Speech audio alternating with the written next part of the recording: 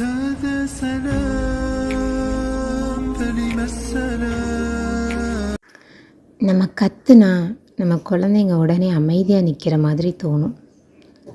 ஆனால் அந்த அமைதி அது ரெஸ்பெக்ட் இல்லை, அது பயம்.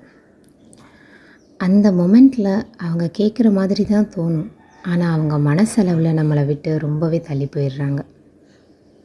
ஒரு நாள் அவங்க முகத்தில் அந்த பயத்தை பார்த்தேன். நான் அவங்கள கரெக்ட் பண்ணணுன்றது மட்டும்தான் நினச்சேன், ஆனால் நான் அவங்கள ஹர்ட் பண்ணிகிட்டு இருந்திருக்கேன். அதுக்கப்புறம் நான் ஒரு சின்ன சேஞ்சை ட்ரை பண்ணேன். கத்தாமல் காமாக பேச. அதே சுச்சுவேஷன் தான், ஆனால் நான் வாய்ஸ் மட்டும் சேஞ்ச் பண்ணேன். அப்போ தான் நான் புரிஞ்சுக்கிட்டேன், கத்துனா நமக்கு கண்ட்ரோல் கிடைக்கும், ஆனால் காமாக பேசினா தான் அவங்க கூட கனெக்ஷன் கிடைக்கும்.